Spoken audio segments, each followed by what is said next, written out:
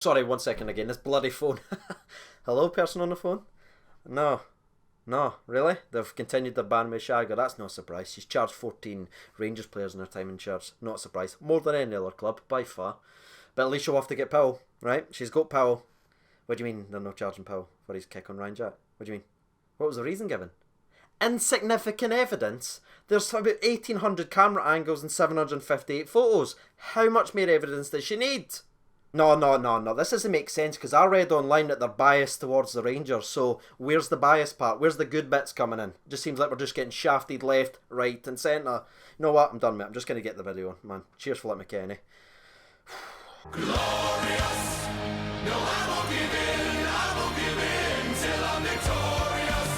Hello everyone, this is CJ Novo 992 and today we are back with another brand new video. Today's video, in fact I should say this month's video, as we're back at it again. That's right, the monthly loan review of the Bears on tour continues. Whether it's first team or academy players, I'll hopefully bring you some information and give you an update on how the Bears are doing at their other clubs. And as I haven't done it in the last couple of videos, just a friendly reminder in case you haven't done so already, make sure you be hitting that subscribe button and help the nation pick up the momentum once again and charge towards that 55k mark. Ladies and gentlemen, boys and girls, without any further ado, let's dive into it, shall we? 3, 2, 1. And I think that's the best to start off with the academy side of things and work our way up towards the first team. As it's just been announced today, Rangers with a battling 5-1 victory, by the way, in the under-17s at Kiss Cup. I think that's how it's pronounced. We have marched our way into the final where we will be playing the Roma under-17 squad. Great achievement for all the youth academy boys. Well done to the manager, the coaching staff, and obviously the players as well. That is what we like to see. Young Bears winning things for the Glasgow Rangers.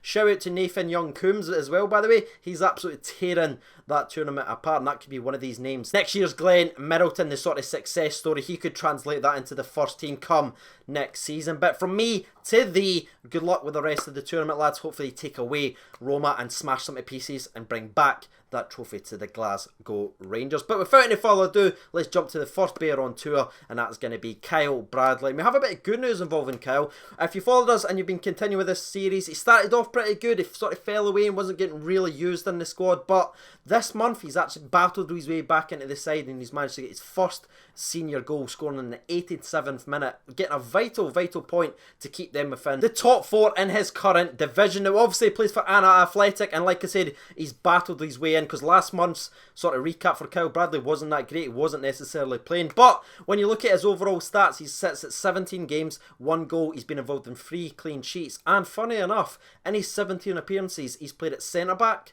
right back, centre mid and right midfield. Utility man. So shout out to young Kyle Bradley for not only getting his first senior goal in his career, but also battling his way back in towards the starting 11. Hopefully next month's progress continues and we've got more positive things to say. Jumping over to the next player though, it's going to be Miles Bierman, who is at a club that I cannot pronounce. Surprise. But mispronunciations to one side, let's actually focus on Miles Bierman because he's actually had a pretty damn solid season. Since being loaned out, he sits at 12 games, 1 assist, but a very impressive 5 clean sheets as well. So hopefully continues that, works hard, gets better as a player. It's good to see our players getting first team football. Shout out to Miles Bierman. Keep that up, mate, and let's move on to the next lad. And the next one's actually going to be Jamie Barjonas. Now, as mentioned in the previous update, his first loan spell didn't go well. It got cut short. He got sent back to the Rangers, but he has now been loaned out to Raith Rovers, and so far this season, he's played 2 games. Both games going the full 90 minutes as well. 0 goals, 0 assists, but he's back actually playing some football, so that's damn decent for him as well, because when he broke into their side a couple of seasons ago under Pedro, we all thought this was going to be the next guy, but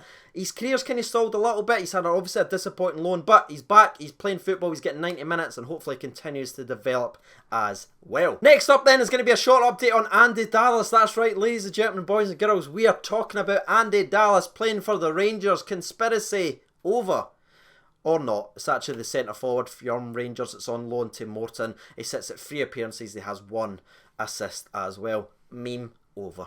Now, last but not least, on the academy side of things, we have Zach Attack himself, Mr. Zach Rudden, who, if you ask any Falkirk fan, who is absolutely in love with the man, because he just transitions their side from a sort of one that was kind of struggling to one with hope, and he certainly put in a good performance in the latest game. He didn't score or assist, but he definitely was a handful for the Air defenders as they got a vital 2 1 win, which moves them clear of the relegation zone, which is absolutely tremendous. His overall stats, by the way, sit at 19 games, 10 goals and 1 assist. But I genuinely can't explain to you how much he has changed this Falkirk side and sort of changed their fortunes as well. He has been an unbelievable hit at loan in Falkirk. That's why they were so hungry to get him back out there for the second half of this season. So expect a lot more goals from Zach Attack himself. But that's it for the academy side of things. Now jumping over to the first team.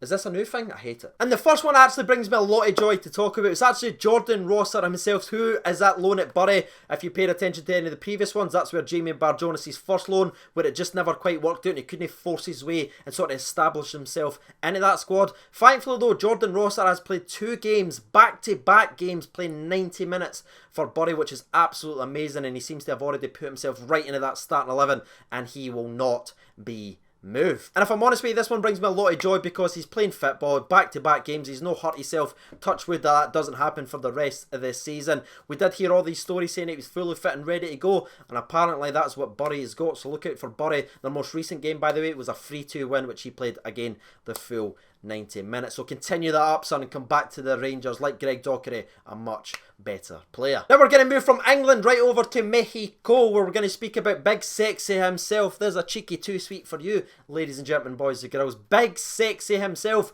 started off with his new loan in the Mexican club. Yeah, another one. But he started off tremendously well, getting back-to-back goals where it looked like they had finally got a goal machine. Now, if I'm being honest with you, the goals have certainly dried up. He sits at 7 appearances, 3 goals and 1 assist so far, but that is a lot better than what he's managed to do in the last 3 or 4 loans that he's actually had, and apparently he's been one of their best overall players. I've checked their Twitter accounts now. Yes, I am using the translation from Google and stuff like that, but he's getting a hell of a lot of praise, so shout out to Big Sexy himself. Seemed to have found his feet. Now we're actually going to jump back from Mexico right back to England, and we're going to continue with the striker focus, and it's going to be Mr. Joe Dodu himself. I can never pronounce it, and every time I say it, it makes me nervous that I've either done it right or done it wrong. It's either Dodu or Dodu, I don't know. But if you've actually been keeping up with this series, Joe started off very, very brightly, faded away, couldn't really break into the side, got a bit of luck because someone else got injured. He put himself in the first 11 and he just seemed to take over. His form was absolutely tremendous. The manager was talking him up, saying he'd come back to Rangers and start. That's how good he was actually playing. FA Cup, their league games, it didn't matter. He was playing non-stop and playing lights out. Unfortunately for him though, as reported in the last update, he received an injury and he missed about 3 or 4 weeks of action. But I am happy to tell you guys that Joe was subbed on in the 89th minute in the latest Blackpool game, where he received a thunderous applause from the Blackpool fans, who's delighted to have him back. Now obviously he didn't score or assist on his return game, but to be honest with you, it was just great to see him recovering, and hopefully now he can actually pick up to where he left off, because if he can do, that's a tremendous player for Blackpool. And his overall stats, by the way, have been 20 games, 6 goals, which isn't great, but to be honest with you, as mentioned in his overall player breakdown, he started off brightly, scoring on his debut, and he was used sort of in the Kyle Lafferty role,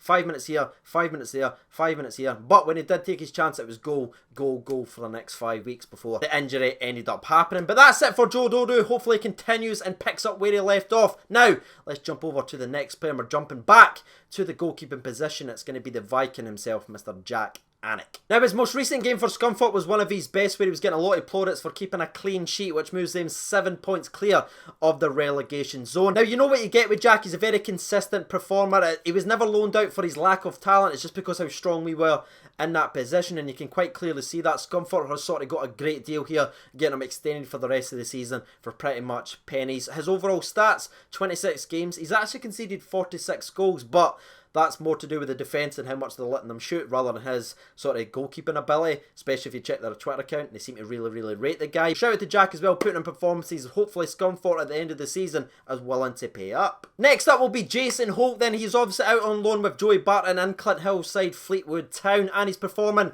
sort of a Jason Holt sort of performance in the midfield, a lot of energy, not really impacting going offensively. He's only scored 1 goal and got 1 assist in his 30 appearances, but he's a tidy little player. There's been no sort of call from Joey Barton, which was happening about 2 or 3 months ago. Seems to be solid and established member of their overall squad. And last but not least, we have probably the best player or best performing player that's out on loan, and that's going to be none other than Greg Docherty. If you followed this series, I've kind of talked him up every single time, putting in performance. Man of the match streak was absolutely frightening. He's went down there, not only transformed himself, but transformed the actual team as well. But unfortunately, he has actually received a bit of an injury. He was subbed off around the 50th minute in his most recent game because of a problem with his eye. Now, his manager did say his eye was bleeding and he had blurry vision, so that is why they sent him to hospital. And also in the manager's words, by the way, saying that when he was getting took out and obviously in the vehicle, etc., there was not only objects thrown at the vehicle, but also coins as well. That's just absolutely disgusting. When a guy's clearly got a serious issue, you're throwing stuff at the vehicle and you're throwing coins. I mean, that's just shite, innit? Now, there hasn't been a lot of information given about Greg Docherty's overall injury and what was causing the blurriness or even the bleeding eye, but all that has been said is he is recovering well in hospital, and that is pretty much it. His overall stats have been 35 games, 8 goals and 9 assists as well. Obviously, when he got subbed off, they ended up dropping points, which moves them closer to the relegation zone. So not only Rangers fans hoping that Greg gets back, but I'm pretty sure the Shrewsbury Town fans will be praying he gets back very, very soon. But now we've reached the end of today's video. That's right, sad face indeed. That's been this month's player review. Progress for the Bears out on tour. Hopefully you did enjoy it enough to hit a like button. I can't stress how important that is for the channel's growth. So if you do enjoy the videos, make sure you be hitting a like button as well. And as always, shout out to the 51 strong on the Patreon account. I can't thank you guys enough for all your support. I've been CJ Over 92. Thanks so much for watching, and bye.